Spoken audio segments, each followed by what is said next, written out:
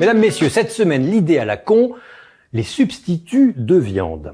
Alors cet été, en faisant votre barbecue, vous avez sans doute senti la présence de Sandrine Rousseau qui vous a dit à l'oreille « Tu es un masculiniste blanc, destructeur de planètes et tortionnaire d'animaux, je vais te castrer !» Alors, vous avez décidé de ne plus manger que de la fausse viande, du substitut de viande, pardon. Par exemple, une merguez écolo.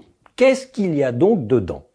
Alors, dans une merguez tradie au mouton, il y a beaucoup de bœuf. Et oui, un petit peu de mouton, 7 ou 8 trucs en E, vous savez, acétate de calcium, cellulose, etc. Du sirop de glucose, des épices et du gras et de l'eau, beaucoup d'eau. Indice Nutri-Score E, pas terrible. La vraie fausse merguez végétale, elle, contient du séitane, c'est-à-dire des protéines de blé, des oignons, de l'huile du tournesol, des épices et 3 ou 4 E comme l'agar-agar, la gomme de caroube, etc. Nutri-Score A, car c'est très peu gras ou ras. En fait, pas du tout. Car si différentes sont-elles, les deux merguez font partie de la même famille, celle détestable, bien dégueulasse, des produits ultra transformés. Qu'est-ce qu'un produit ultra transformé ? C'est un assemblage d'ingrédients dénaturés qui, dans la littérature scientifique, est associé aux maladies chroniques liées à la malbouffe, le diabète de type 2, c'est-à-dire le diabète gras, le syndrome de l'intestin irritable, le syndrome métabolique, c'est là, les maladies cardiovasculaires, le surpoids, l'obésité, etc. Dans une autre enquête parue en 2020, l'association CLCV a travaillé sur 95 produits composés à partir de végétaux, dont des substituts de viande. Résultat, 83% de ces produits avaient un Nutri-Score en B ou A. Jusque-là, c'est très bien. Mais en moyenne, ces produits végétaux ne contenaient que 39% d'ingrédients d'origine végétale. Le reste, eh bien, c'est comme n'importe quel produit transformé. De la flotte d'abord, beaucoup de matières grasses et d'additifs.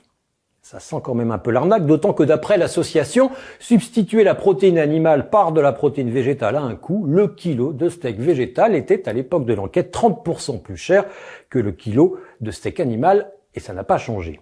C'est cher pour du mauvais pour le corps. D'autant plus qu'une étude française de 2021 qui a porté sur plus de 22 000 adultes a établi qu'un tiers de notre apport calorique quotidien provenait d'aliments ultra transformés, une proportion qui monte à 37% chez les végétariens et même à 40% chez les véganes.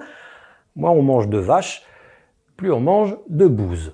Cependant, la proportion de cochonneries diminue à mesure que le régime végé ou vegan s'installe. Un jeune qui débute mange plus de produits transformés bien dégueux, tandis qu'un vieux vegan a priori une bonne qualité nutritionnelle.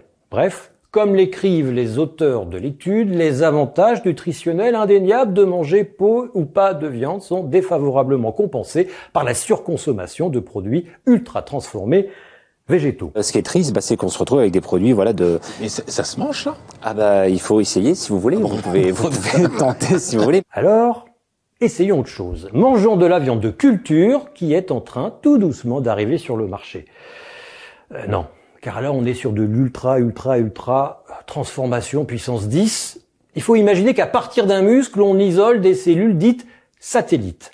Alors ces cellules, on les place dans un réacteur, dans un bain constant de vitamines, d'oligo-éléments, de sucre, de lipides et surtout de facteurs de croissance et d'hormones anabolisantes sexuelles qui sont interdites par l'Union européenne depuis 1981. Et tout cela, mesdames, messieurs, forcément dans une ambiance parfaitement aseptisée, car autrement, on obtiendrait plus de bactéries, de champignons, de levures et de virus que de cellules musculaires. Une ambiance hygiénique obtenue dans des salles blanches où règnent des produits désinfectants et des matériels jetables, tous en plastique. Voilà donc une fausse viande au bilan écologique et sanitaire plutôt beauf. Le bilan financier est par contre excellent car cette fausse viande enrichit de gros industriels tels que Tyson Foods ou Cargill qui sont les leaders mondiaux de l'élevage intensif et de la viande dégueulasse. Finalement, mesdames, messieurs, la côte de bœuf coupée sur une vache qui a passé sa vie à l'herbe et au foin, ce n'est pas si mal, mais si ça vous fait mal au cœur, mesdames, messieurs, végé ou vegan, restez-en aux légumes et aux fruits frais et bruts. Rien d'autre, car les substituts de bidoche, quels qu'ils soient, c'est vraiment une idée à la con.